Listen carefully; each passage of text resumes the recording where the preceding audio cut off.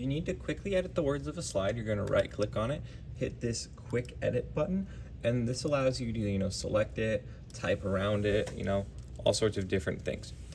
Now, if you need to change the order of a song, say for instance, oh, we want to add an extra chorus, you're going to go to the song, select on the left side, and then in this top right section, there's going to be 3 squares, like a hamburger, but with 3 squares, and this will reveal the arrangement view.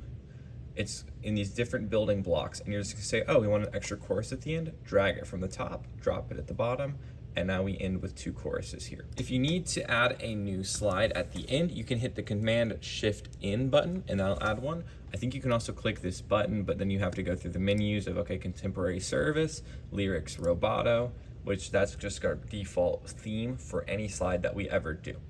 If you need to import a new song, you can go with Command-F or this search button up here. This section searches through our entire library of songs we already have loaded. This searches through any songs on the web. So you can just type in the search here and then you select it, drag it over and drop it into the arrangement wherever you want it. If it is not in the normal theme, this won't show up on our projector, right? You select everything, you hit the right click on the mouse, and in themes, you select Contemporary Service, Lyrics, Roboto. Now nothing will work anymore. For starters, this is the wrong shape. So we're gonna check Edit. In the top right, Size, it has a little warning arrow, and we're just gonna select Room Screens or Stream Fill. Either one will work to get us at the right size. But now nothing is gonna show up. You have the little error message. In the reflow section, you can insert slide breaks and change things however you want. Delete the empty space, and now we're cooking. If you need to update the sermon slides, go up to this top right-hand corner where it says Media, click on that. This is linked to our OneDrive. What you're gonna do is select sermon slides, and then go ahead and just drag and drop over where the existing slides are. It's pretty similar in the announcement loop with the rotating slides. You go to TV slides, and then you just go ahead and drag and drop over all of these. If you have more of these slides than you have images, what you're gonna do is you're gonna right click on the ones that you're not needing to use that have last week's slides, and you're just gonna hit the disable button. Right now it says enable because it's been disabled. That will turn it this kind of darker shade. This one, since we need to use it, we need to hit the enable button.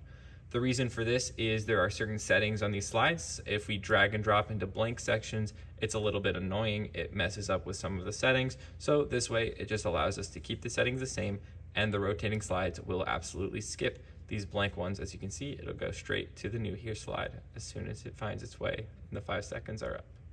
There we go.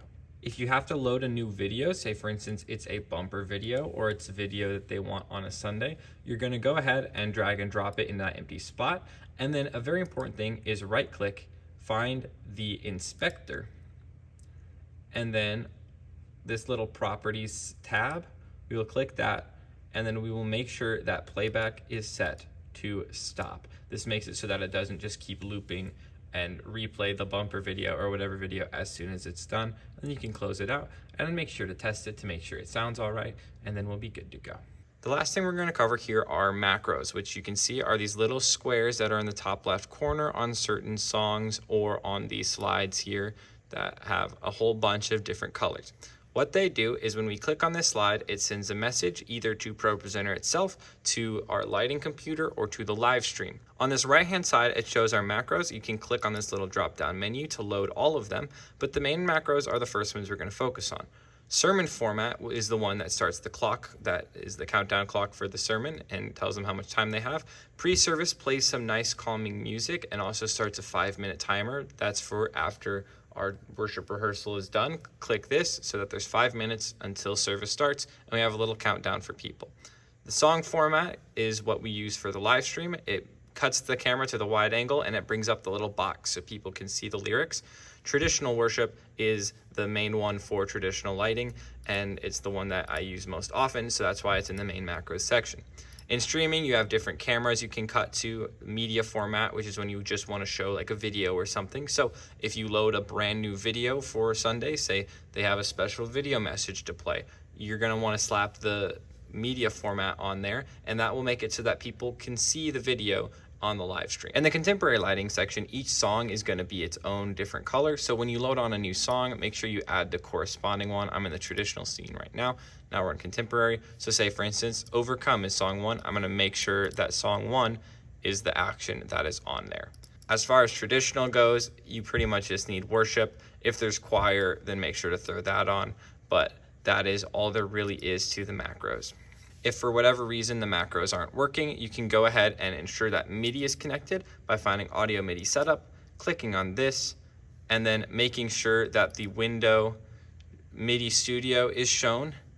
And then here you're going to want to connect to ProPresenter lighting when you're on this ProPresenter computer. Then you're also going to do the same on the lighting computer.